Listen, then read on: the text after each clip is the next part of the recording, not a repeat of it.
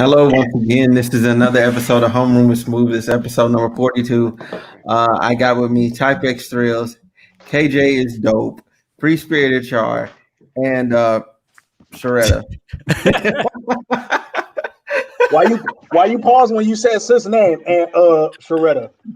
No, because it was like everybody else had an at name. It wasn't their name, and then it was Sharetta. Sharetta. You know, I'm boring, so I'm okay. Shit, your name is Smooth. Your name is Smooth, nigga. You don't got no at name up here either.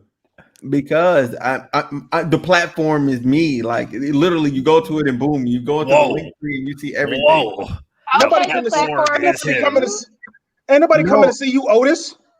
Whoa, bro! No, I'm not saying all of that. Hey man,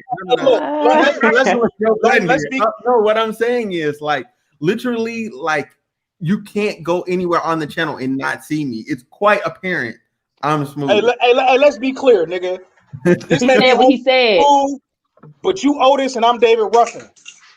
Let's be clear. It's like no. Go ahead, get into the intro, man. Get into the intro. I cannot. Hey, how y'all doing? Somebody else finna get fired. Hey, listen, goddamn it, you ain't about to. Hey, listen, you ain't gonna Joe Budden me, nigga. Niggas ain't even on payroll. They just walk out. See ya. Say no, go ahead, bro. No, but how y'all doing? Hey everybody. Sorry I look crazy.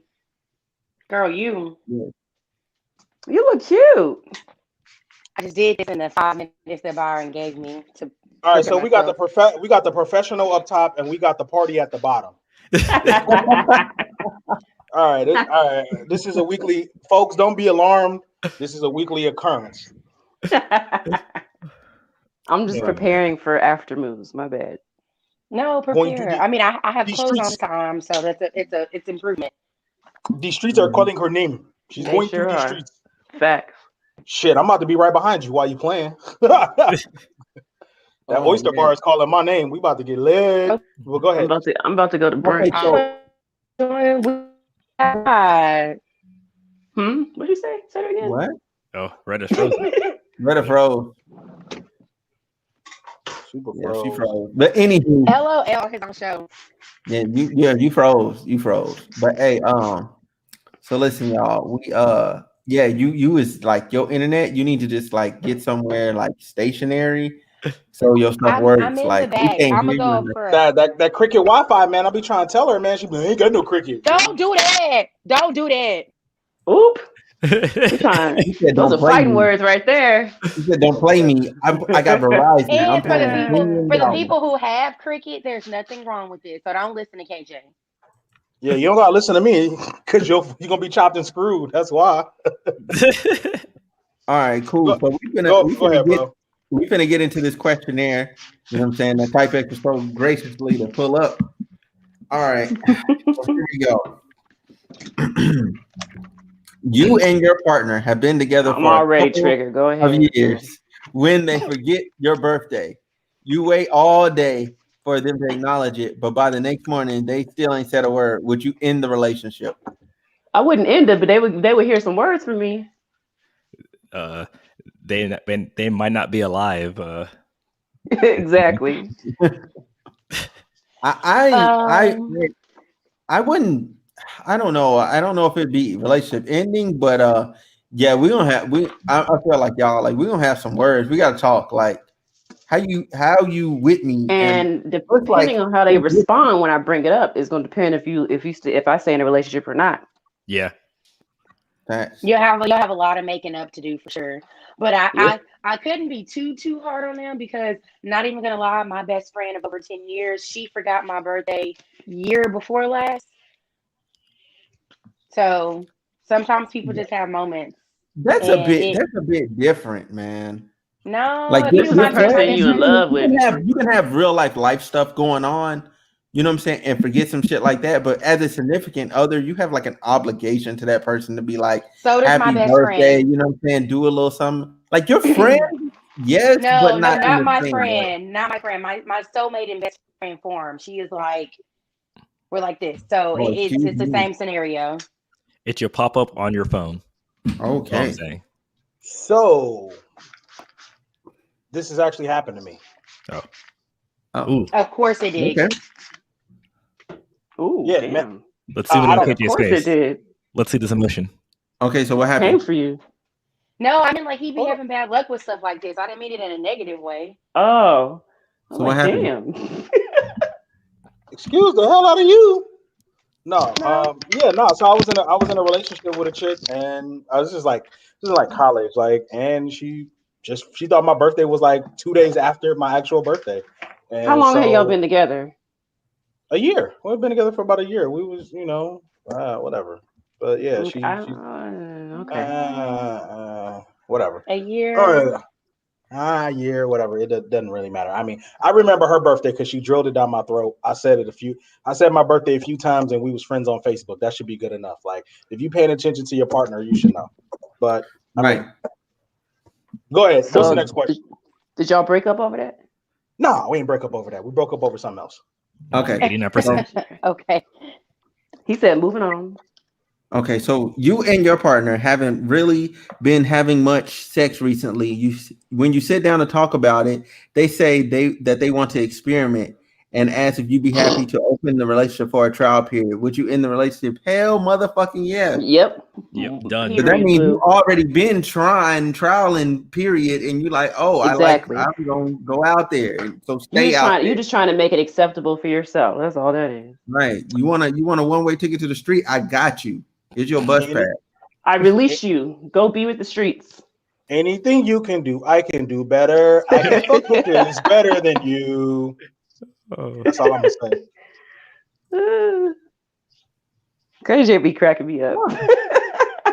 Boy, that's some wild shit.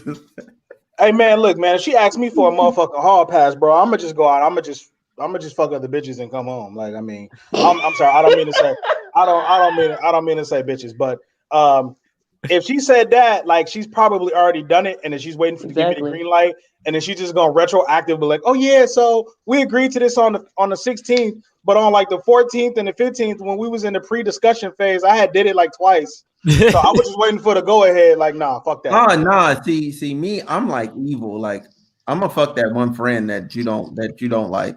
My nigga, there you go. Yes, sir. Channel your inner future. Yes. Channel the inner future. Men are ruthless. Yes. Man, nah, you already did me grinding. Like, it is what it is. And then you nut on the front face and take a picture of it and say, hey, this could have been you. And then you wow. What the wow. I'm playing. No, you not. You know you're not playing. Hey, nah. Listen, anything you can do, I can do better. I can cheat better than you. Like, fuck that. It's like, no. Lord. Okay. When a man is hurt, man. Hey. You know, you can't take it the same way that we did shit. So y'all just go extreme. I would never suggest that. If I have to do that, then that means either we need to spice up our sex life. Exactly. Yeah, or you just need to end the relationship. Like, keep it in 100, right? Like, that's crazy. But go ahead. Yeah. So on your wedding day, you find out that your partner had an affair. When you confront them about it, they swear that it's over and you believe them. The wedding is all paid for. Fuck that. Your guests started to arrive. Would you end the relationship? Man, yeah. I'm like, hey, go take that dress. I'm like, fuck that money on the wedding. We can get that shit back. Yeah, I'm like, the wedding's paid for. So if you want to call that nigga up and marry him, go ahead.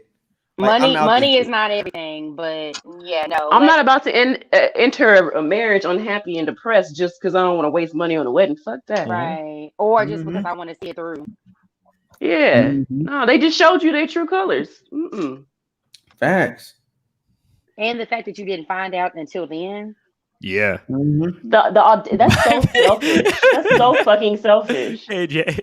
That's hella selfish. Like how do you release that on the wedding day? To think they doing that shit on purpose to put you in a bind, right? Exactly. They probably deep down don't want to go through with the marriage. Yo, so are y'all reading? Let me make it seem what. KJ. All right, KJ. I can't see. I'm blind. I don't have my eyeglasses on. It's okay. It's okay. He said bye, BITCH. Okay, so look, number 4. I'm out of there. Yo, who made this hurt ass? Hey, where'd you find this hurt ass survey? It's a bunch of hurt ass niggas. I just give it the next guy. KJ be cracking me the hell up. I swear. Hey, man, hold on a second, bro. What y'all niggas at Buzzfeed? What are y'all going through, man? Like that's crazy, yo. These are some wild ass scenarios. I thought it was gonna be some shit like, hey, if your partner went on the beach and run around the boardwalk butt naked, like this shit is like some worst case cheating scenarios. Like what the fuck? Okay, thought this is gonna be some exciting shit. Some happy. He triggered as fuck. So you've been with your partner for a little while. When you find out they cheated in their last relationship, it wasn't they are all about cheating, or that were problems in the relationship. They just slipped up with you in the relationship. Yes, I'm ending all these fucking relationships. All of these relationships are ended. Wait, so they cheated in their last relationship, like. Yeah. Okay, so that's. I don't know. I don't think that I would end it off of that. That don't mean you cheated on me, like. But why are you just now finding out? Why didn't you discuss that? Some people like to try and different conversations come up in a relationship. I understand that. We would have to have a discussion about it just to see what happened, the context, all of that. Have you learned from it? Yeah. But think about it. We're not the same people we were 5-7 years ago. So if the relationship was a while ago. I feel like those things come up in the preliminary, like, hey, have you ever cheated? And like, if you're brutally honest with your partner, like, you're gonna say, hey, like, in college and like when I was 19, when I was 20, yeah, I did X, Y, Z. But just like Sharetta said, like, just who you are at 19, 20 is not who you are at 27, 28, not even at 24, 25. So it's like what you did before me, in a sense, as long as you don't have an STD or some wild shit or some wild shit, like it doesn't really impact me that much as long as you corrected it and fixed it. So you cheated on that nigga doesn't mean you're gonna cheat on me. I'm gonna ask what led you to cheat and not repeat the same shit he did. Yeah, that's real. Yeah, that's fair. KJ for president. Yeah, Alan, you want to take this one? Please do not vote me for president. You find out. You find out from someone else that your partner has kissed another person. You thought you were both happy, and there seems to be no reason for it. Would you end the relationship? I would talk to them about it and why they did it. I don't know if cheating is necessary. Yes. I mean, yes, we're done. I don't know if kissing is a reason to end a whole relationship. What? Man, how did that person get that close in your face? I'm just saying. Pandemic. I feel like sleeping with somebody is way worse than just kissing. I would ask them. We gotta see, man, because somebody stuff like that. Why are all these questions like this? I don't like this survey. I'm about to leave. I don't like these questions. I don't like these questions either. Right, this shit toxic. Is there anything else? Is you all just like this? They're all like, look at this question. They're all the same question, just worded differently. That's obvious. That's an obvious one. They're literally all the same questions, just worded in different ways. Right. Whoever made this, they just got cheated on. You find out somebody else slightly different. Yeah. Hey, hold on. Who wrote this shit, man? I'm gonna send them an email like, hey fam, like let me get you some therapy because like my nigga, you need some. Oh man, it's cool, bro. Hey, my therapist. Hey, whoever wrote this, my therapist is accepting walk-ins. Like we can sit on the couch together. And work Get out with KJ. I swear, I can't. Like no, bro. Like this is wild. Low key. I just want to plug my therapist. If you watching, you're probably not. I just want to say you've been working wonders on me. And I appreciate you. Support Black mental health. Everybody should be speaking to a therapist. Like fix the trauma, break the generational curses, and God bless. But yeah, what's it? Your partner has been messing. Okay, the messages pretty are much flirty. your partner's texting some random person they never met. Do you break up with them? No, but you talk to them about it and you figure out like I don't. Yeah. See, that's how I feel about the kissing thing. See, because my thing. But see, the kissing thing is action though. As action though, this is just like flirty. Like, hey, baby, how you doing? Hey, girl, you gotta. I see you in that dress. Like, hey, yo, them titties tittying. Hey, I see them gray sweat. Like, that's how I take the flirty messages to be. Like, I don't take it as like you don't put your tongue down a motherfucker's throat and you don't know where their mouth been or some shit. Like, that's two totally different scenarios. I follow you. I got you. I follow you. Yeah. This question gets to I would give them the same grace that someone would give me, and so yeah, I wouldn't. So you would kiss somebody in a relation when you're in a relationship with somebody else? I'm talking about the last question we just did about the texting. Oh, I thought I say, dang, Sharetta, you a cheater? Hey, tell the truth. Your partner. First of all, we all got to pass. I think this is the last question. Okay. This is the last one. We made it. Jesus. I'm making this the last one because yeah, we're making this the last one. Please make this the last one. Alan made an executive decision. I'm with him on that. I concur. Yeah. Your partner is very flirty, almost inappropriately it's so. You know it's their personality and have no reason to think that they're cheating on you, but their flirting makes you feel uncomfortable. Would you end the relationship? No, you have a conversation about that, okay? You have a conversation, all right? Yeah, no, that's definitely that's just insecurity right there. Because you knew what you was getting into before you got in a relationship. Right. I had that understanding built up. You can't be mad about it now. Hey man, I want to be clear, man. Having a girlfriend that's kind of like flirty and shit, yo, that shit definitely has its benefits. Like, especially if she look good and like you at a restaurant, get free shit. Oh yeah, exactly. Yeah, you trying to finesse the scrim? Hell yeah, nigga. I got. Yep. You know when I was in Vegas, I got like so much free drinks. Free bottles and shit, nigga. You better hope your woman attractive. No, because my ex-wife, I got like free like everything. I was like, what's up? Like that's why I said like when people like in Vegas, man, when we went out with Shar got us so much free shit. Hey, Shar the plug though. Shar be flirting. I didn't get y'all no free shit. What you talking about? Damn, see, I was trying to hype you up, nigga. You just fucked it all up. Damn, she just fucked it all up. I was trying to throw you a lob, my nigga. You just fucked it all up. Oh, I did. Damn. That went over my head. My bad. There are definitely benefits, but you got to know when to turn it on and off. So I mean, like but you definitely got to know here. But see, I'm the type. I'll be in a relationship, and I'm not doing that. Like, I'm not flirting with nobody or nothing. Or I've been told I'm a natural flirt, and then we just get free shit. But I'm not purposely trying. Well, yeah, that's how my ex-wife was, and like so, like, but I know like every promoter in Vegas and stuff like that too, just for going out, and it was nice. So I mean, but sometimes people mistake being nice and respectful to people flirting. With flirting. It's like, bro, it literally costs you nothing. It costs you nothing to not be a shit human being. Like, bro, I'm just being, you know, saying thank you, having manners, and like smiling. And people are shitty, and that's why people can't accept problem because they're like, what? Why are you being nice to me? You must like. One of my friends was like, well, you got the whole Southern hospitality thing going on, and you're nice. That combined just make people think you flirting with them. Yeah. Well, I hear people from other places all the time, especially up north. They're like, you know, one thing I love about, you know, them. They said one thing they love about being down south is the Southern hospitality because they said, you know, up north, you know, it's not like that. People aren't speak unless you don't speak until you spoken to. Yeah, right. People cold out there, boy. Listen, y'all, I was out at the picnic yesterday, right? It was somebody's birthday, and I walked past them. I said, "Happy birthday!" and it just looked at me crazy. The fuck.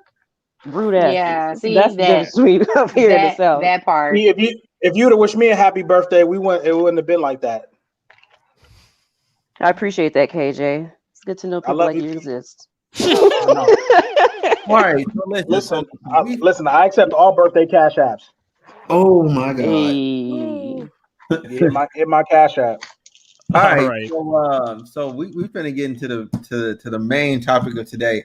So. The Joe Budden podcast is over, man. Like that thing is done. Stick a fork in it, man. Like it's done. Like he fired Rory live on the air. What y'all think about that? I haven't really been keeping up with that, to be honest with you. Did y'all watch Mal and Rory's response video too? I tried to watch it before the podcast, but I realized it was an hour long, so I gave up.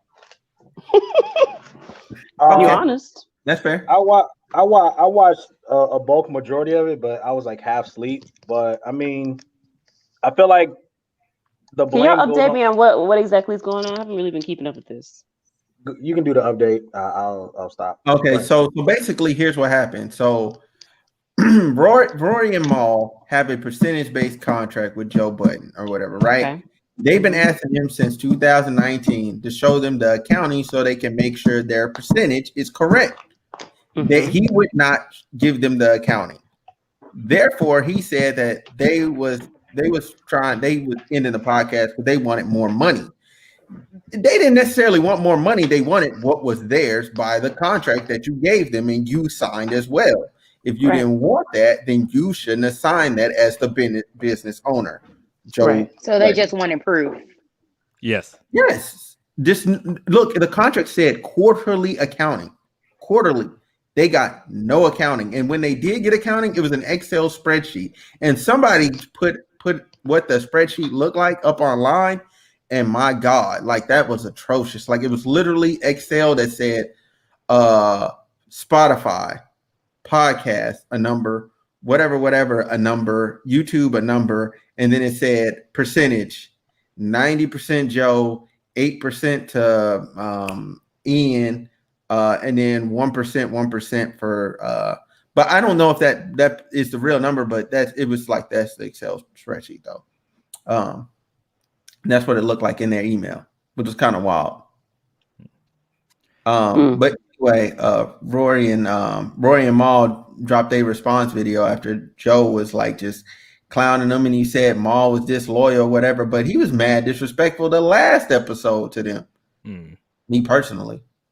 I haven't watched the last, or haven't seen the last episode because I know it was on his Patreon, but I have been going through those Twitter comments. Oh yeah, boy. Joe, I haven't been following. Go ahead. I'm sorry, Tyke. No, I was saying just Joe's been mad disrespectful, and and he's kind of he's not even like admitting anything. He's like just mad, like deflecting, just like saying like people are like what the hell, and it's like he's like there's other podcasts out there, there's this, there's that, and like he was trying to say that they were breaching their contract by trying to like pretty much by trying to find out the numbers. He's trying to say it's like a breach of contract, which is why he fired them. So it's just a lot of shady shit going on. Yeah, so basically it's Joe Budden being Joe Budden. At this point, it's just Joe Budden. Yeah, these are facts. He ruined everything he done been on, or been a part of. He ruined Slaughterhouse. He ruined fucking what the fuck is that?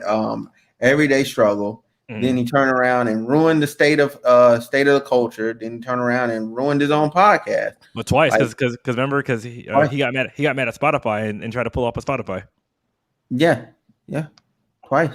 And then and this one too. And then people he's just straight out petty like on Twitter, because someone's like, you're funding the sabotage of yourself, like ironically enough. And he's like, I could afford to. He just doesn't give a fuck. Yeah, the ego, man. He gonna be back at rock bottom where he was, man. Don't be careful, man. Pride comes before the fall. Because what else? I don't follow him like that. So what else is he? Me either. He does like these pull-ups, interviews. He's literally just a podcast and interview guy at this point. So that's how he became famous? Oh no, he was a rapper. Oh, he tried. He tried to be a rapper. Okay. Joe Budden only has one hit. With the beef. Beef and all of that. Okay. Joe Budden only has one hit. What do you mean a rapper? He tried to be a rapper. Pump it up. That shit was corny, man. He's a loser. He ain't made a song. Oh, that dude. Okay. I know that whack ass song. That shit came out in like 2000. We were in like middle school when that song came out, and then it was just like, nothing after that. And then all you see Joe Budden like, podcasts. I mean, I respect him for diversifying, but it's like, whatever. I think he didn't have a choice at that point. Yeah, I mean, well, whatever. But it's still smart because he tried to rebrand. He tried to rebrand himself, and that's what a smart person would do. Yeah, these are facts. And somebody who's more volatile in the public eye does get a lot more attention because people are nosy. They want to see the drama. So. Yeah, but I think this one, like he's doing it like this one's different. I would say about just like the attention, because like now it's just self-sabotage. So he's going more towards like people like they're comparing him like to Britney Spears now when she went through like her meltdown. I can see that. Britney Spears is checked out, by the way, but that's another discussion for another day. Yeah. Oh snap! Hold on. At least she got her independence back though. But I feel like she's still being controlled. If you watch her, if you go through her Instagram, you can tell like something ain't right. She's asking for help. Yeah, she's sending messages and stuff through her IG, but I don't want to get off subject. Hold on a second. As of 5 a.m., Joe Budden has issued an apology. Because he knew he had to be smart. He issued an apology? Yep. It says Joe Budden cops to poor leadership skills as he apologizes for publicly firing co-host Rory. Joe Budden is expressing some remorse following last week's public firing of his Joe Budden podcast co-host Rory. On the latest episode, the show's namesake was at least aware an apology was in order for both Rory and fellow co-host Mal. Quote, seeing all of this feedback and all of this, I do need to apologize to Rory as well. He says around the 55-minute mark. Maybe Rory and Mal too, but definitely Rory. Things sound a lot spicier in the go out. Okay. Sir, you talking about feedback. You talking about these people talking shit to you because you made a stupid decision. You thought people was on your side. Like the podcast chemistry is done, man. Yeah. It is. Featuring Joe's therapist. Oh, I'm not watching that shit. No, it's too late for all of that. Like if he had an agent or something, an agent or PR people, it's probably the people that told him to do that. Like, hey, if you don't do this shit, we're gonna drop you because there's nothing else for you to do out here. Yeah, because I mean, like the whole thing with Cash App is bought into the Joe Budden podcast, and the Joe Budden podcast, the brand is everyone, not just Joe. Like, you know what I'm saying? At this point, it is Rory and Mal as well. Like, that is part of your brand.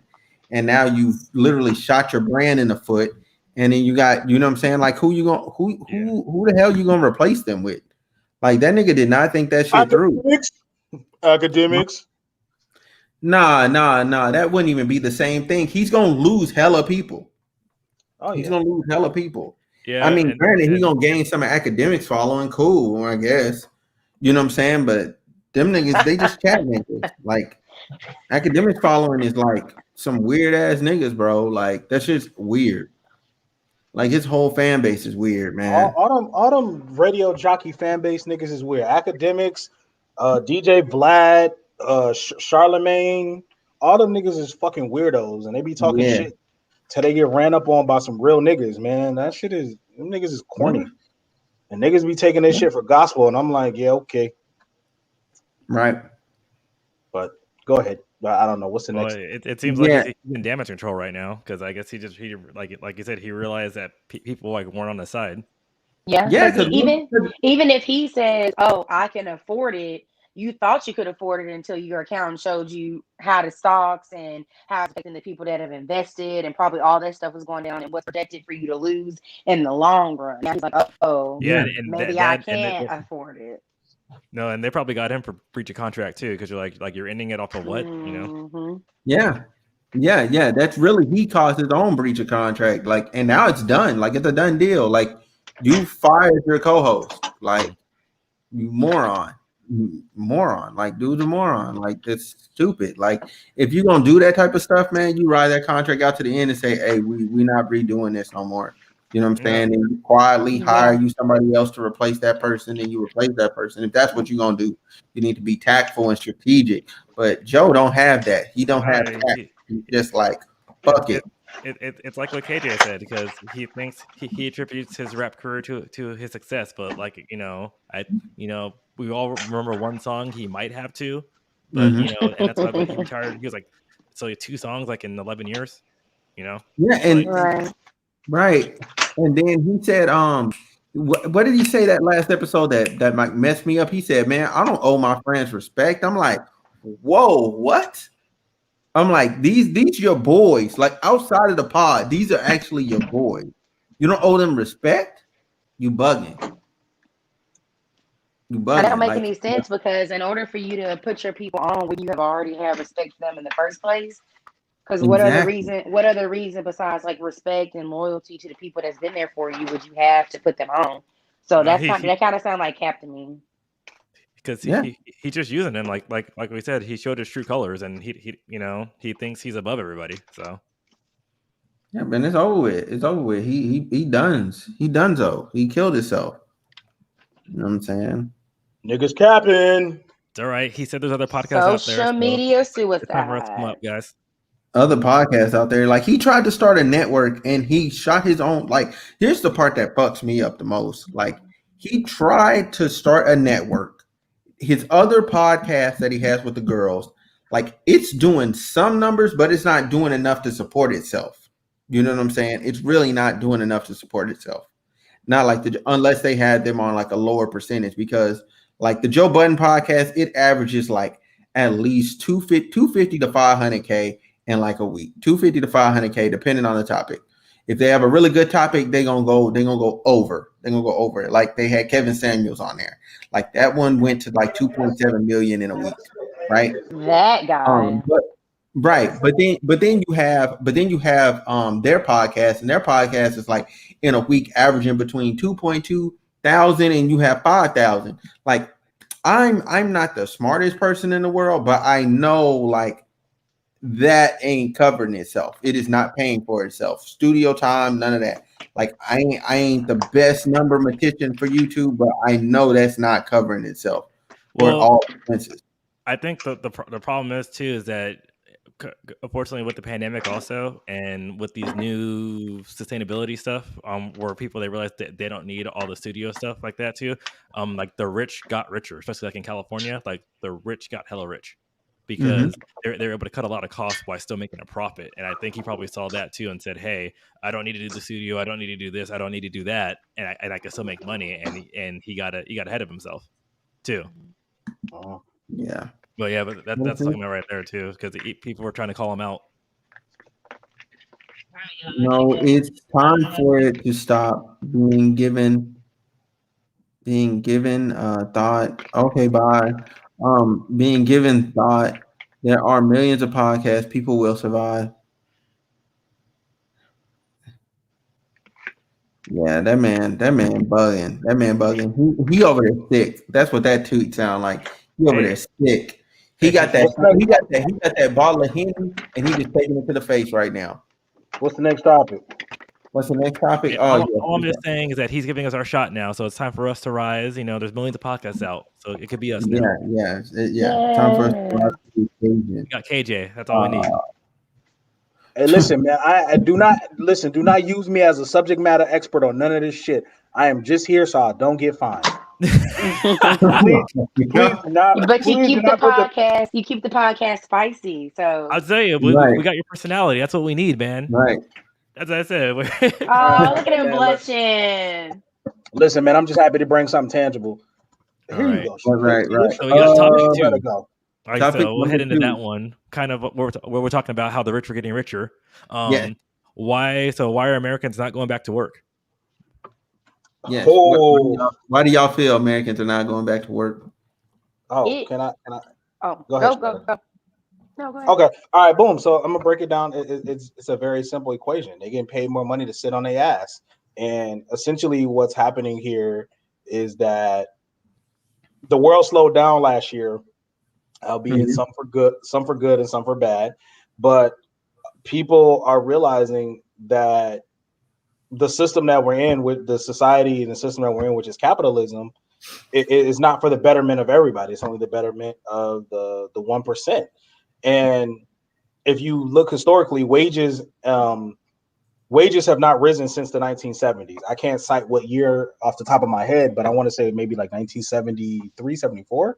Like when our parents, well, some of our parents were like teenagers, right? Mm-hmm. And so what's happening is that you have a war in the middle class of people that are like, oh, people flipping hamburgers and working retail and working at Jimmy John's and Chipotle don't deserve $15 an hour, not realizing that $15 an hour is only what, somebody do quick math, 31,200 in a year or something like that, which is, not even really a livable wage. But those people that feel that way are people that work, desk jobs, maybe office admin, making 17 an hour. And so we all know that in the sense that society is not going to raise the office admin who has a high school diploma and maybe an associate's degree, their wages to say 20, because in somebody like myself who has 2 degrees and that's a manager and on a almost an administrative higher admin level, you will have to raise my wages. And then somebody like Smooth, who's in the military, you will have to raise his. So essentially it would be a catch-up game. And we all know that those things aren't going to happen. And so the big infighting is from the people at the bottom, which it always is like, well, if John Hamburger Flipper makes 15 an hour, then me as Amber admin, I want to make 20 an hour. And then it's going to cause a whole big rift. And so that's one part of the battle. The other part of the dynamic is that I'm not a Republican, but I do have some conservative views. And maybe the Republicans have gotten this right, that both administrations, because even fuck ass 45 and even now with the Biden administration, they're paying people literally to stay home. At first, I was a full support of it because like you couldn't go to work. We didn't know what last year, we didn't know what COVID was. Around this time, we thought like if you breathe the same air as somebody else, you might drop dead in 2 weeks, right? Now that we're more informed and now that we have the vaccine, you know, I'm all for some form of unemployment, but at this point, it's just allowing you're paying people essentially to stay home.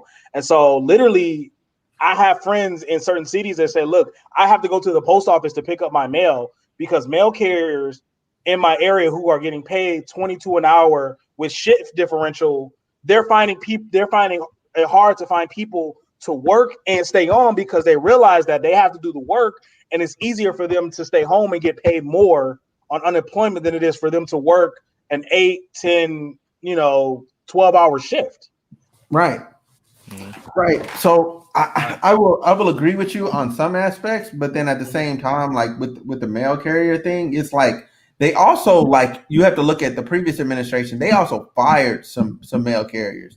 You know what I'm saying? Which created some of the people that are on that. Well, that was just a career example. I'm not saying like that's the school. Yeah. I'm just saying in a point of like even now with like going out to fast food restaurants or going out to brunch, like I've been to so many places here in DC to where it's like, oh, it's gonna be an hour and a half wait, and I'm looking like you got 20 tables, and they're like, yeah, but we don't have anyone to work the table.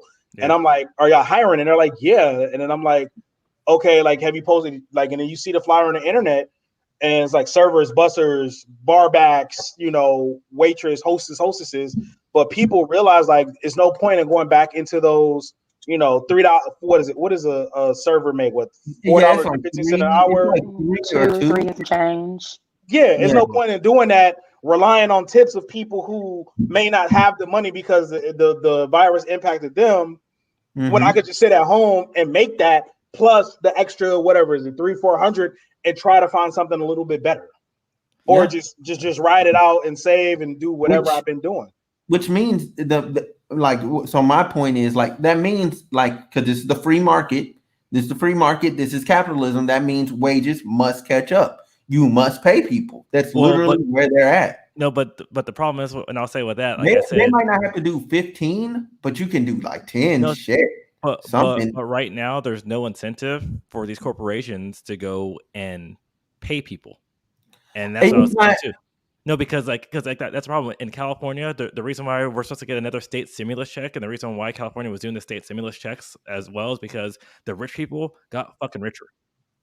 And so when everything is down, like KJ said, that's top 1%, and in the California, it's like the top 5%. They were making more money because they're still doing these jobs, and the people who are able to work at home and they realize they don't pay for the office building, they don't have to pay for all this stuff all this stuff. They're making record profits. So kind of like what we said. So we have two things: the jobs that got affected the most. People don't want to go back to them because a lot of people they don't know. They pretty much they don't know the law because pretty much if you're a busboy, if you're a server, and you don't get tips like that too, the restaurant legally has to pay the rest of the wage up to minimum wage. But people don't know that, and that's why Olive Garden got hit hard because they weren't doing that because they were getting away with what they could get away with. Also, a lot of restaurants I've seen here in Nashville. So yes, I have seen slow service because it's lack of employees, but also I think almost every place that I've gone to eat that was very frequented. On the receipt, it says, this is what your meal was. This is an extra charge for guaranteed gratuity to our staff because they wanted to make sure that the people that actually were coming to work, they could keep. And I was still tipping on top of that because I'm like, wow, I get it. Like it didn't matter. It at this point, it was like almost like a COVID guarantee. It wasn't like, normally how they do, if it's over 7, gratuity is automatically applied. Like, no, they're doing where it's like automatic, doesn't matter how many people are at the table. This is an extra fee to go towards helping these people keep their jobs. And I mean, I get it, like they do need the extra help. And even they wouldn't have to do that if. Here's my problem with that. I'm sorry, I didn't mean to cut you off, Shredder. Were you done? No, I'm listening. My problem with the extra 20% gratuities is that essentially we're doing the same shit that the pandemic did. We're putting the revival of the economy back on poor people. For me, I'm all for tipping, right? I'm all for, like, I'm one of those people that says, like, if you can't afford to tip, you shouldn't go out. However, I don't tip on bad service. And exactly. Okay, let me rephrase it. I don't tip well on bad service. Exactly. Right? I start my rule is I start at $5. It goes up. It either goes up or stays the same based on your service. At the end of the day, you're going to get $5 off of me because I know, with the terminal fees or credit cards, there's no point in putting it on a card because you might only see $250 of that. That's pointless, right? Well, no, hold on. And that if you put it on the card, the restaurant sees it like that too, and they could deduct that from their wage. Right. Also that. So my thing, because I always tip cash. Right. So my thing with that is that you add in 20% gratuity, but my food was cold. I had to wait because you don't have adequate coverage. And so you have poor Susie covering 17 tables and she messes up an order. I send something back. I have to wait an hour to get it back again because you seated more people, right?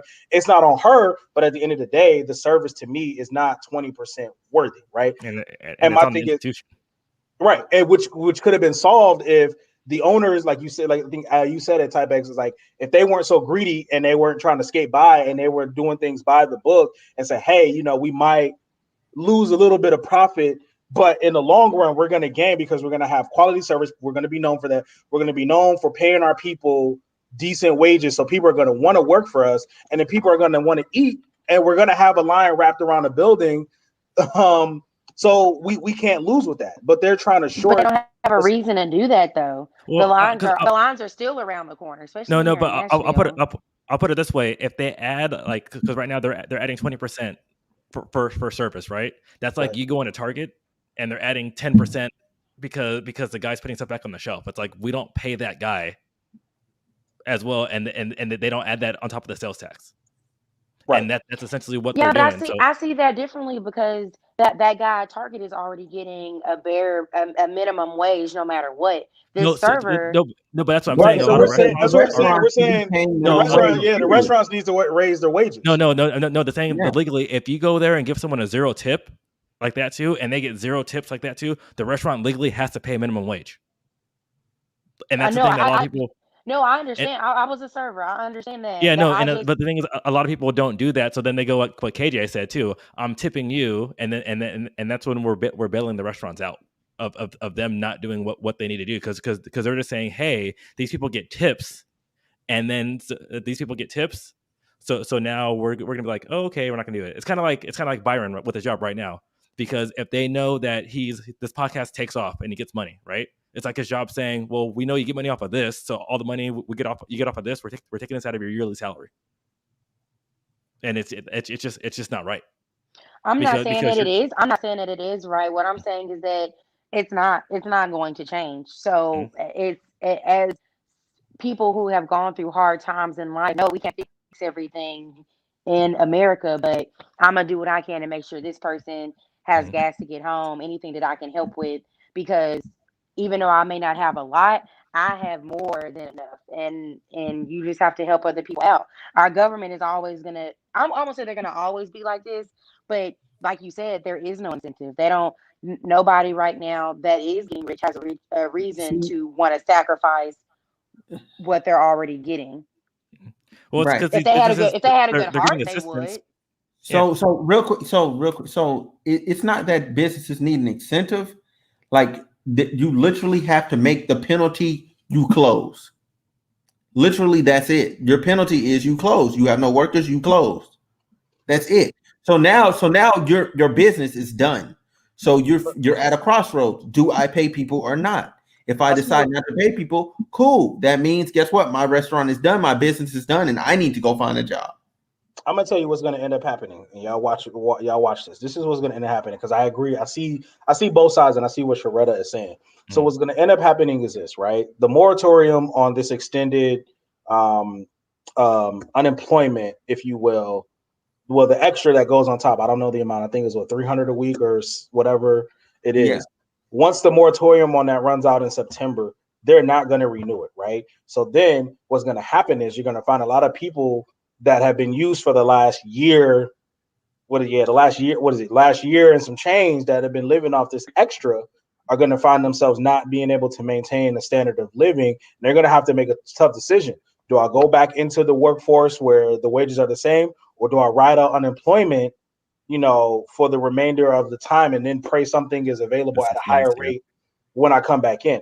And what's going to happen is they're going to walk right back into the same wages that they were a year ago. So I agree with Shorter. Like they're not going to change. It's not going to be like, oh, we can't get people to work. Maybe if we raise the rates, like some companies do that. Some companies are going to like catch on like, hey, yeah, we want to attract the top talent. We want to attract top people. Yeah. Okay. Chick-fil-A is one. It's like what we said. People, they're just able to skate by on because like businesses are greedy. So if they're able to go and freaking use something else to subsidize your income, as in tips, because I know like WWE, they fucking did it. Like it was freaking horrible. They were going like for like any podcasts people had or Twitch accounts or anything they made money off of, WWE took that out of their person's contract and said, hey, this is what we're doing, and it's our entity. So, and it's unfortunately that's just how capitalism works. That's what restaurants do. They say, hey, you're getting this side income. We're taking this out of your freaking paycheck. Hell, that's how the military works. I have a question for y'all. I just want to clarification because I'm not for sure, but isn't the whole point of the system, which I know there are a lot of flaws with it, but it seems as though there's not enough. It seems as though there's not enough checks and balances with everything that's going on. Because my thing is, I know for a fact, like when I was still in school, but I also had a part-time job as a server, that restaurant closed due to COVID. So I was able for the first time to look into the whole unemployment thing, because even though I was in school, I still had other expenses. So I was like, I need to be doing something. And of course, I was working my serving job twice a week. So of course, the unemployment was way more than what I was getting as a server. But, unless people are just bold enough that they're lying, when they ask you those questions, depending on how you answer them, they're going to deny you for that following week. So they ask you, like, have you been looking for any jobs? How many jobs have you looked for? Has your old job offered you your job back? Things like that. And then I think that those jobs report to say, hey, we've reached out to these people. They refuse to come back, and they communicate about that. So my thing is, how are these people riding this out when there's so much back and forth between the government and your old job and you and their questions? I will answer that.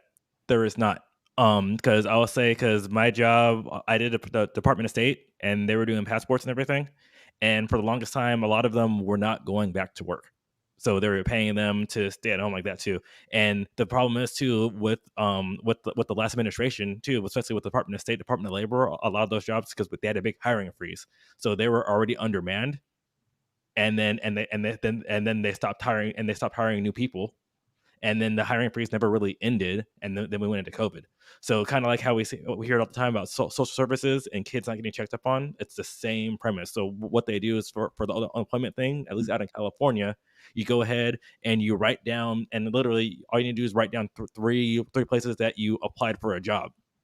And 95% of the time, they do not call those places because the person does not have enough time. Yeah, that's how unemployment works, and that's how it works in Maryland too. Is like you have to write down like, all right, 3 places you went, and then staffing agencies count. So your initial to get approved, you might meet with like a staffing counselor, and they'll say, hey, like, what's your career path? What do you do? And then they'll give you a list, and then they'll say, hey, you have to write down your 3 job searches. Like when I lost my job like years ago and I was on unemployment, I would log into the website, and then it was like, I will put down, say, hey, I applied for a marketing position, a sales position, and a garbage man. I will put down the website, and then I will put down the contact of whoever I saw in HR, and that would be it. And then 24 hours later, my money would be in my account. Bro, let me tell you what they did here in Arkansas. They completely failed when COVID hit, man. They did. Like the first couple of months, if you just put in your application, you were getting approved like that. And then they were like, looks like we're running out of money. Oh, there might be cases of fraud. And then for like 6-7 more months after that, no one else's claim got approved. Like people were just lost in limbo. with that shit. Yeah, and they changed it to crazy. where you had to show up in person with your ID to Yeah. prove who you were. Bro, And there were these long lines outside of the buildings, and you would be in line for 4 hours and never saw anybody when just have to come back the next day. And it was out the blue. It was like, oh, well, first of all, it started with them not even having the website properly up. Yeah. So and then they took forever to get the website ready. Then they got the website ready. People were getting approved just automatically.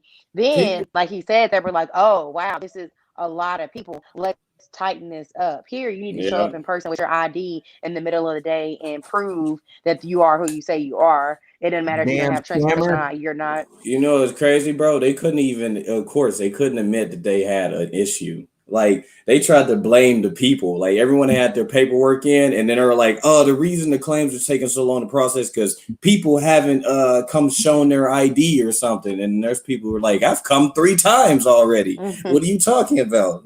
Like, for real, that was real. They dropped the ball. But I feel like they started to tighten up towards the end, though, because when I was finishing up with school, I was like,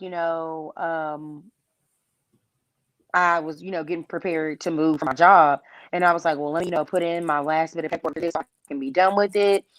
And I remember, I forgot what I put. It was one of the questions. And I don't know about any of that stuff. So I wanted to make sure I was being honest about everything. Yeah, I can't hear her anymore. Can y'all see her? Can y'all hear me? Yeah, we got her. Yeah. Oh, okay. Okay.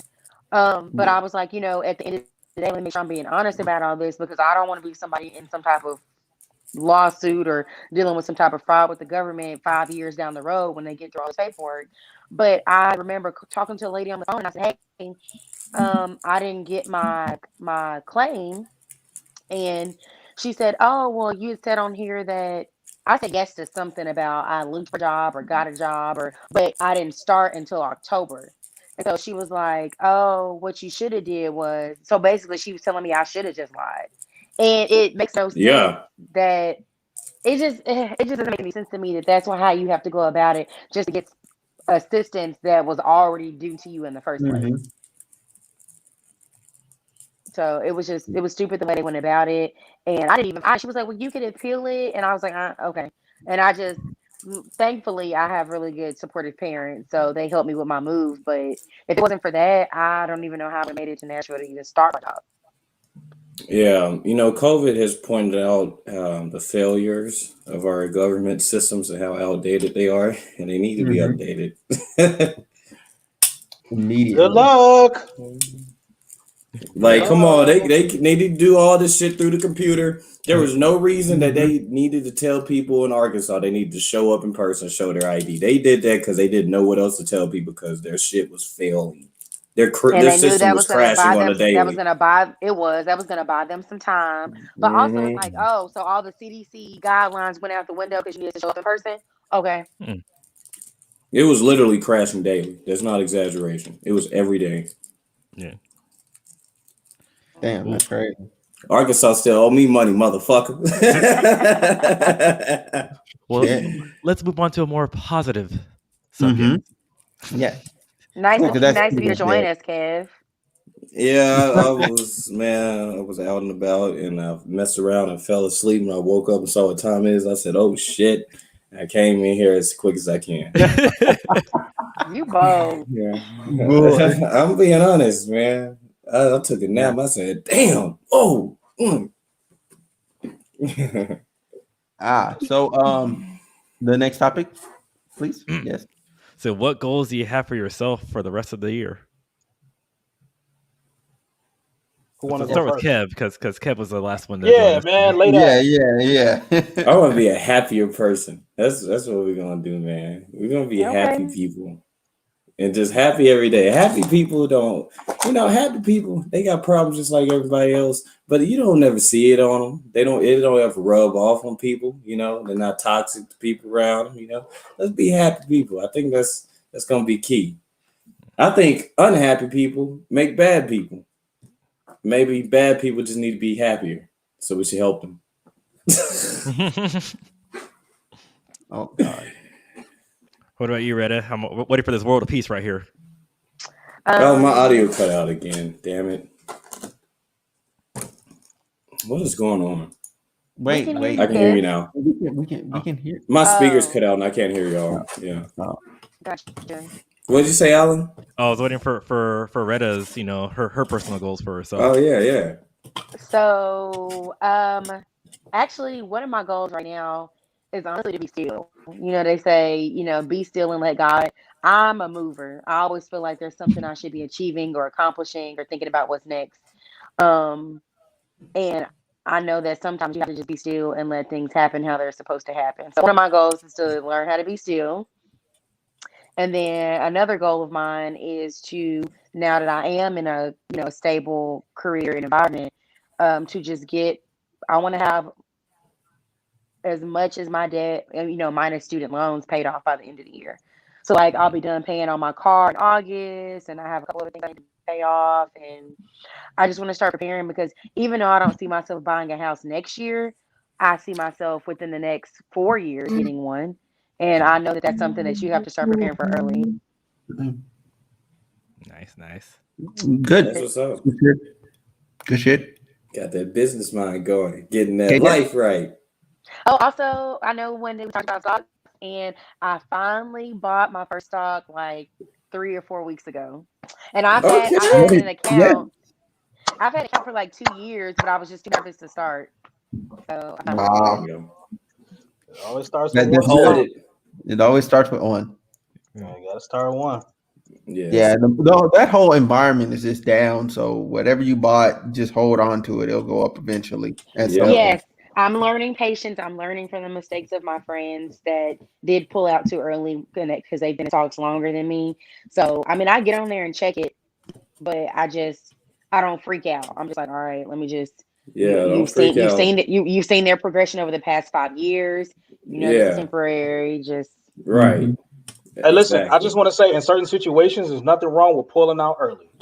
There's nothing wrong. This man. Absolutely nothing wrong. He's a clever one. Sometimes that might be the best choice.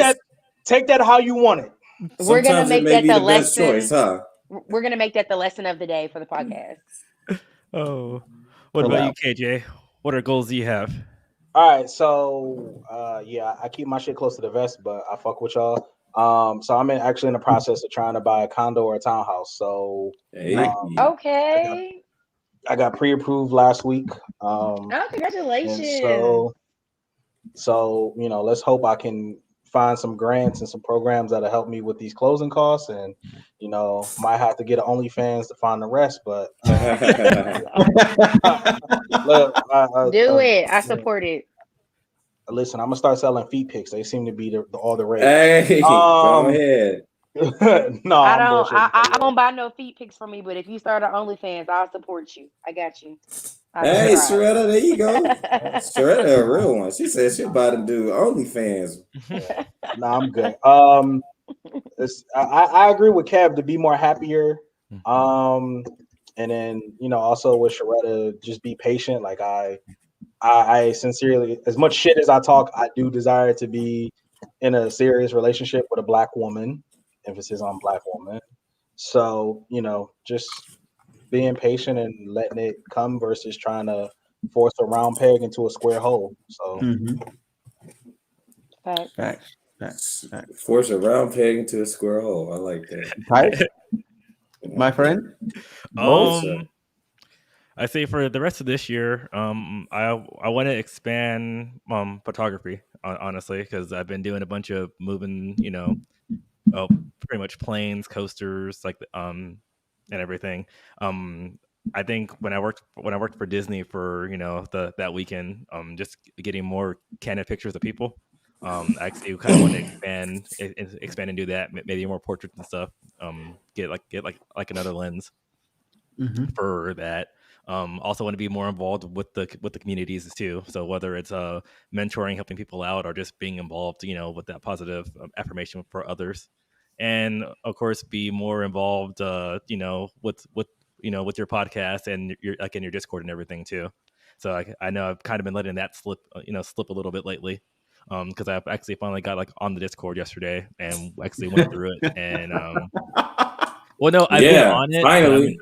I've been on it, but I've actually sat down and went like, let's look at every spot, not just the spots that just fuck with myself. Like, let's look at everything. So so we could get. How you been posting? So.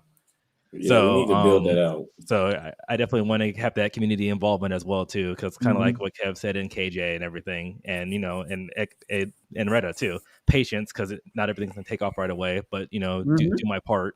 Help other people, be happy, and kind of just set those professional goals for me, because kind of like what Retta said, I am officially debt free. So, because that was in March and everything. So no debt. Congratulations. Yeah, man, freedom is good.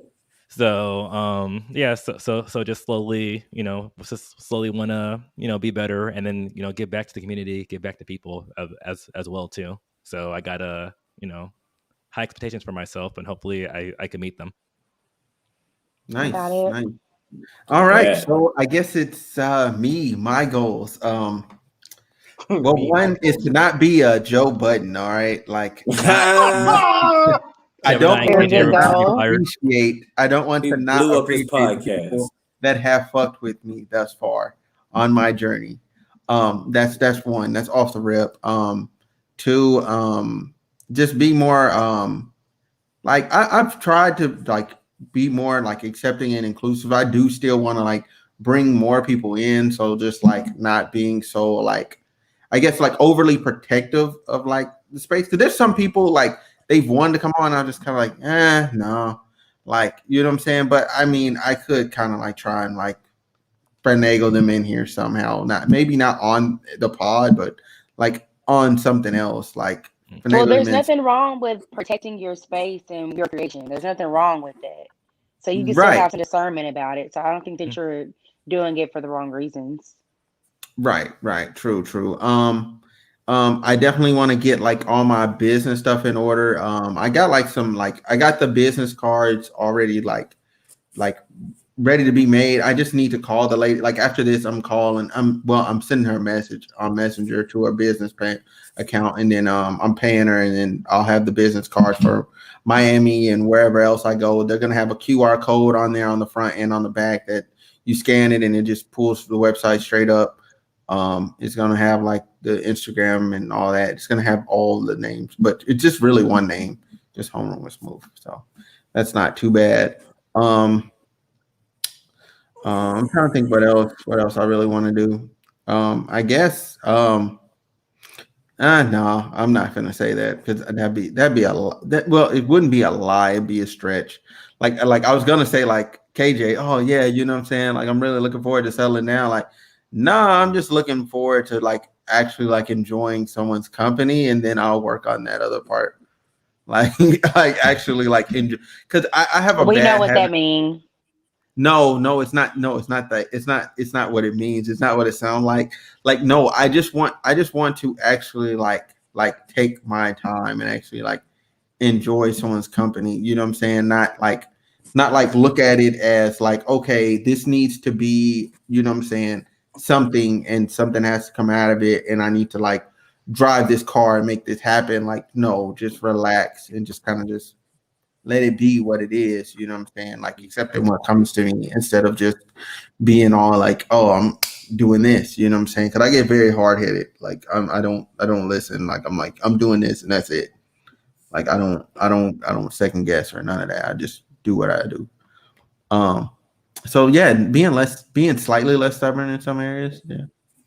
But that's about it. Oh man, and making sure I do my crypto investments correctly. I already been making money, but yes, sir. I need to get a little bit better. You know what I'm saying? Like I already got what is that, MetaMask or whatever the heck that is. I got MetaMask. I need to get my own little wallet so I can move my coins to myself. So that's my next thing. Like I was just talking to a dude earlier that get Ledger or whatever that is to get my own wallet and then have my coins in there, and I'm chilling. I have a question. Yeah, hit me. Actually, it can wait till after we. What the hell is this? Oh man, boy. I'll ask you after we close. Okay, so yeah, that's it. I'm done. So what's up? So do you want to outro this out, or do you want me to? Yeah. You got it. Is Alan like your little co-host? Y'all are so cute. Yes. All right. So yeah, thank you for. I don't even know what episode this was. Episode 42 of the Homeroom with Smooth podcast. 42. So we had also Kev, KJ, myself, Smooth, and Shredder. Shredder, where can we find you on social media, or what plugs you want to put in? On Instagram at I_share_TTA. I don't share to. That's it. Facebook is for my family. So. Yeah. Kev, I don't want none of y'all I'm gonna up it. None of y'all motherfuckers to follow me. I'm gonna up it from $25 to $30. If you can find this man, bro, it ain't hard to find me. It's really not, but hey, I got a plug. Listen, I got $30 for anybody. Talking about. Found them what on Instagram? On Instagram, yeah. Well, this nigga KJ. No, not Instagram. I was about to be like, hey, my bread. Hey! No, that's too easy. Give me his bread, man. Hey, look, I'm gonna do one plug though. Listen, since we were talking about happiness, listen, right here, go on, get you some of this. This is the key to happiness. I'm just telling you. Boy, go ahead, get you on a little bit of this, KJ, nearest dispensary near you. Hey, sir. This is not a secure podcast, and I am randomly tested, so I'm going to have to politely pass. I understand. My apologies, good man. But I do not banish or slander anyone who partakes because the contacts are amazing. And I'll just say, I always say this guy is smart. Look, I knew he had glasses on. He's intelligent. He knows what's up. Don't plug yourself, my man. Go ahead, KJ. Oh, it's KJ. Fuck. Don't skip over KJ. I thought he just did. Go ahead. Plug yourself. Tell us what's important to you. I'm all for supporting the unity between black men and black women, man.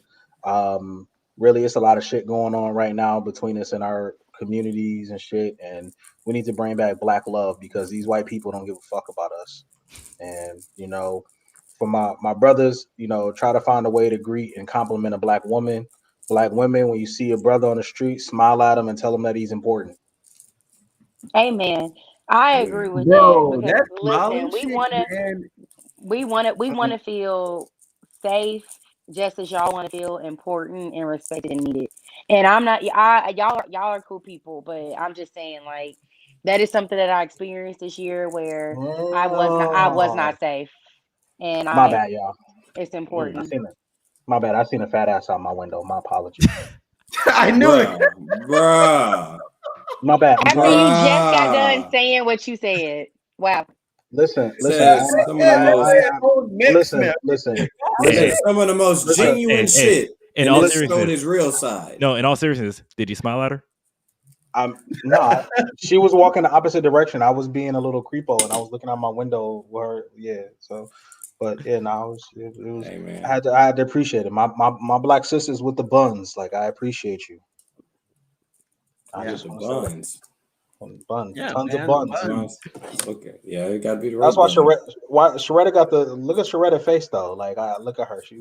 Sharetta got the buns too though. I see you, Sharetta. You haven't even seen me. With the buns. Seen the buns. Sharetta got to hit OnlyFans, bro. I do not have an OnlyFans. Sharetta, y'all gotta support Sharetta OnlyFans. I do not have an OnlyFans. I'm just playing. Her daddy gonna be watching this podcast. Like, hey, hold the fuck up. You know how my daddy is. He gonna look up OnlyFans and be like, "Oh hell no!" He jumping in the car on the way. Yo, this is not the Fresh and Fit podcast. Okay, we're not bringing on a bunch of OnlyFans girls all the time. That's not our MO. Why they be doing that, man? They be bringing on these OnlyFans women that they know. They want promo and they want people to watch. They be bringing on these bird brain women to argue with Kevin Samuels, the toxic king. Right. They bring in models and stuff so people just tune in and watch. And people I watched him for the that's first a little time league players against some major league players. I watched Kevin Samuels for the first time the other day, very first time, and my anxiety flared up. He just I had to click that off. That wasn't good for my spirit. What clip you watched? It depends on what clip you watch. It was something that popped up on TikTok. I mean, like I understand plenty of people have good messages, but it was buried underneath all that anger, and I just didn't appreciate that. Sometimes he be toxic as hell. I ain't gonna lie. He's super toxic, bro. Yeah. Man, y'all niggas gotta start paying attention to the message and not the message. I know, man, but you can't be telling. But my thing is, we shouldn't have to. We shouldn't have to. Hey, KJ. Okay. No, I agree with KJ. I should not have to dissect what he's trying to tell me for me to get the actual message. Okay, I agree with KJ straight up, though. Listen. Women dislike, and I'm gonna say this, and I'm gonna probably lose a bunch of followers, and I don't give a fuck. Women do not like Kevin Samuels for this reason and this reason only. Women don't like Kevin Samuels because Kevin Samuels has the balls to say out loud what women have been lying to themselves in the mirror about the last 10 to 15 years of their life. Which is what? Which is whatever the harsh truth of you've been lying to yourself in the mirror about. Okay, but Kevin, have you ever noticed? It's about presentation, though. I haven't watched a bunch of his stuff, but my thing is presentation matters. If you as a man want to get a message across to me, shouldn't you do it in a way that KJ, look, you want me to take it this way, bro. Here's my thing. I agree. You gotta listen to the message, bro, but you can't be telling a woman she Emmett Smith size or some shit, she running back size and expect her to hear what you say. Right.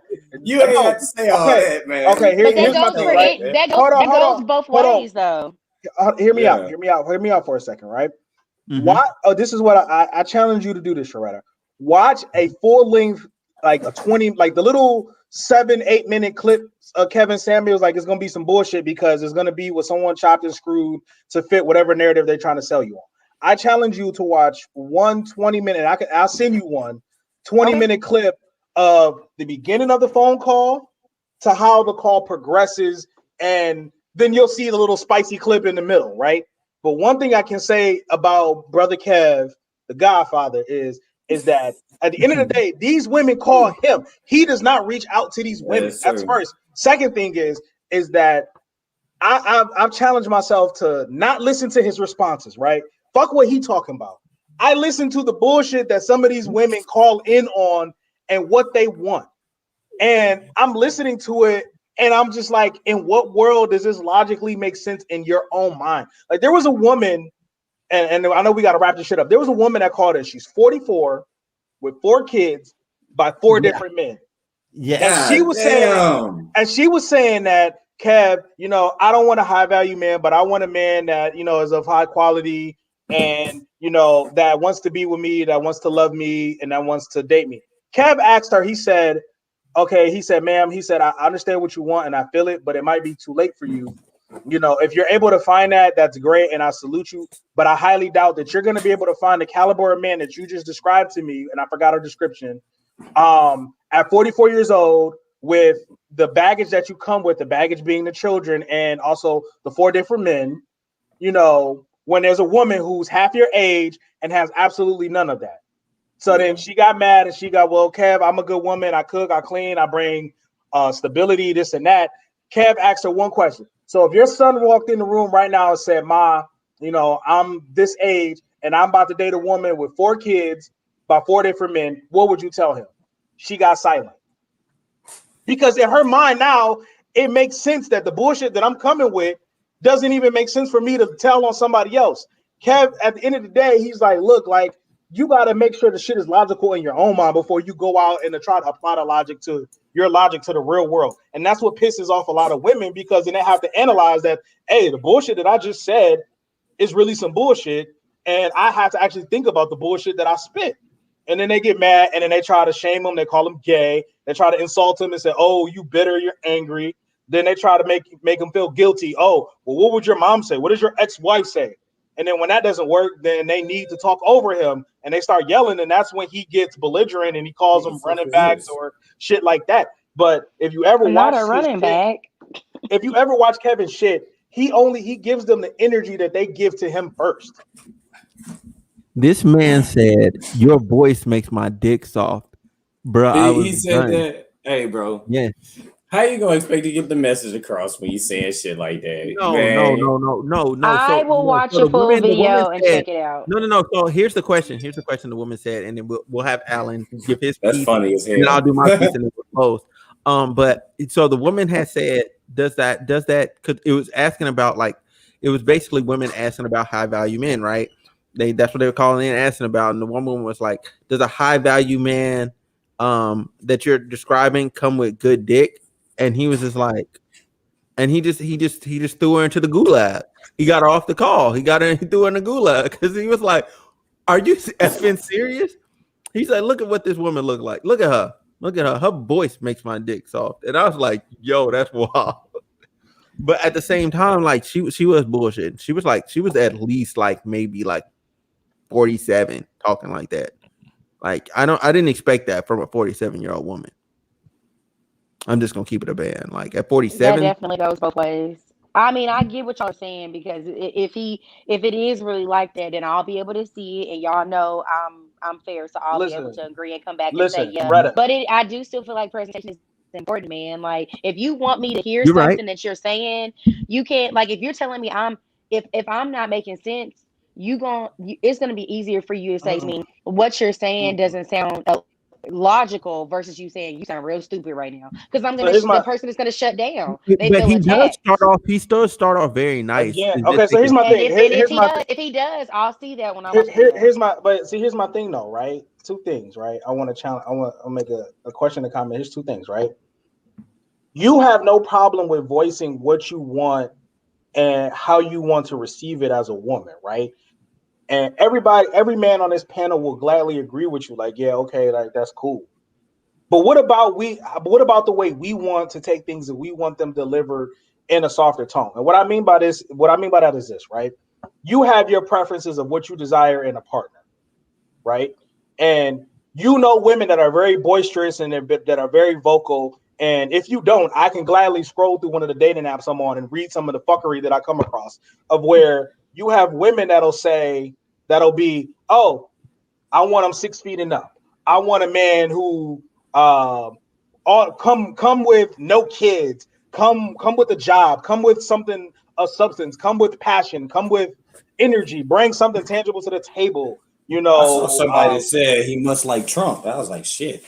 Yeah, it's a long. Women have absolutely no problem with voicing what they desire and preferences in the tone that they choose to do it in, right? And we as men, we accept that and we take it and we say, you know what, you're absolutely right. Okay, fine. I got to step my shit up. I can't control my height, but I can control everything else, right? But the moment a man says, oh, I want you have to hear this harsh reality, all of a sudden it's like, oh, I don't like the way he delivered that truth. I don't like the way he said that. I don't like the way he came across. Do insults go a little too far? Absolutely. Sometimes they do. But if we're having a regular conversation and I'm telling you hey, the logic that you just spit out, ma'am, it doesn't make any sense. Why do you feel like you deserve this, ma'am? Why do you feel like you do this? And you're combating all my questions with a question, which is what usually happens on the show. That's why I want you to watch the whole clip. Then I'm resorted to no other way to get it across than to come at you with insults, to come at you with the boisterous tone, because you're not receiving the sound advice that I'm trying to give you any other way. That's the first thing. The second thing is that if I'm being completely honest, if I was to go on this nigga Kevin Samuel show and he said, hey, bro, rate yourself on a scale of 1 to 10, you can't use 7, right? I would honestly give myself, as he calls, an evolving 6. I have the potential to be an 8, but more than likely, I'm going to be a 6. The reason why I would give myself a 6 is simply because, 1, I'm under 6 feet, so that knocks me down a few points. 2, I don't look like a Tyson Beckford, Michael B. Jordan, a nigga that will get the cover of, GQ magazine or Men's Health Today or some other shit like that. 3, I don't make the income required to be considered a high value man, and that's perfectly fine. And my thing is that knowing where I'm at, I know the areas of my life that I have to improve on. If I want to be on the cover of okay, maybe shave the beard, get a skincare routine, lose some weight, get myself fit, and make myself more appealing, do some career things and elevate myself to get there, right? And the problem with that is that men see that and they know the areas that we flawed and that we lack in, that we need to improve if we want to get a high caliber woman that's up there, an attorney, a doctor, someone that's doing some major shit, right? Whereas when we give women some of the women the same advice, I don't want to group all women, but some of the women the same advice is, right. oh, niggas need to accept me the way I am, and why I gotta lose weight, why I gotta do this, why I gotta be here, why do I have to be that size? KJ, you know what I'm saying? KJ, what's up? It's done with facts. It's all facts. I'm not even kidding. But I mean, these are the things that happen. It's like, and it's not to come at you or argue, but it's just kind of I agree.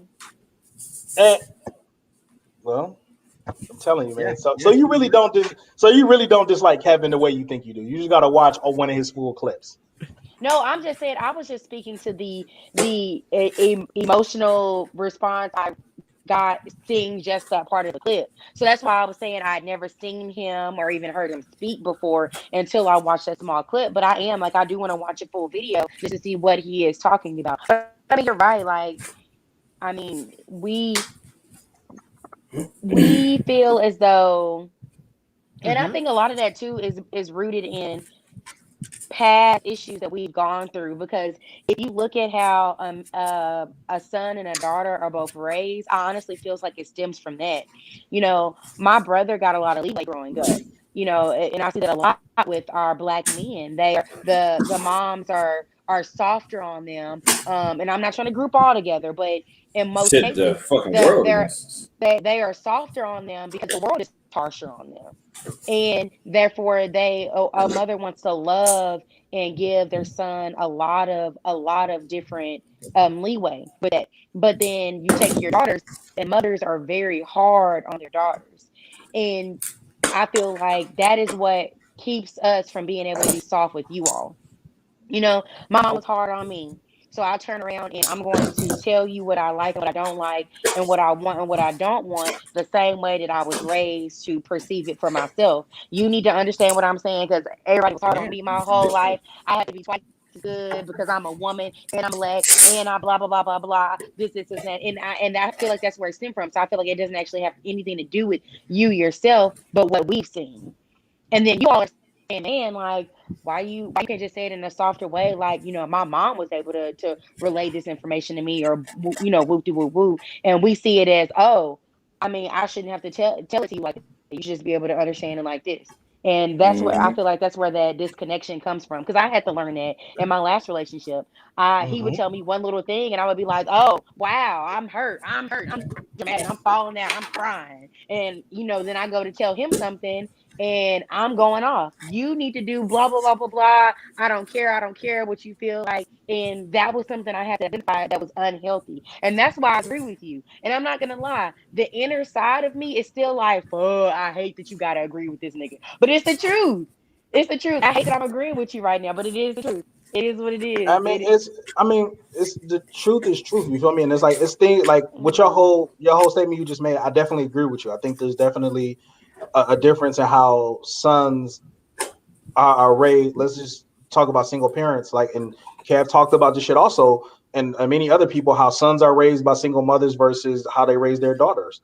And one of the things, like on the Joe Budden, funny Joe Budden, shit comes full circle. When Kevin was on the Joe Budden show, he spoke about how one of his points was how mothers raise their sons differently than they raise their daughters, but then wonder why there's no generation of good men to date their daughters, because all the women are raising their sons based off of the man that they wanted to have, not the man that he needed to be. That's why Kev is advocating for a two-parent household and for marriage. That goes deep. And I don't want to go too deep in it because we already had an hour 30. But you're right though, and that's where the disconnect happens, because our daughters, most of the time, our daughters are pushed to go achieve academically. You need to be in a library. You can't be dumb. You have to go twice. My mom used to say you have to go twice. What is it? Twice as far to be half as good, right? Yeah. And when it came, I'm being real with you. Go ahead, bro. I had a situation where the last black girl I dated, it's kind of weird. I felt like in a way she was competing with me. You know what I mean? Like in terms of success and like how far we get in our careers, or who brings in the most money to the table or some shit. It felt like she kind of like that whole, she didn't want to be submissive, was too independent. But like, I don't know. Is that something with black folks, man? Like, are we like highly competitive? We always compare ourselves to each other, man, secretly. That's a whole different topic, but yes. I feel like that shit impacts the relationship. Hey, yo, in the podcast, bro, we can talk about it. It affects relationships. Over. Yeah, it does. Yeah. So, Alan, we can discuss that. Yeah, we gotta close. Yeah, close it out. Love yourself, and then I'm gonna do my little outro, and we're done. So go ahead. I would say type X Reels, Facebook, Instagram. That's all.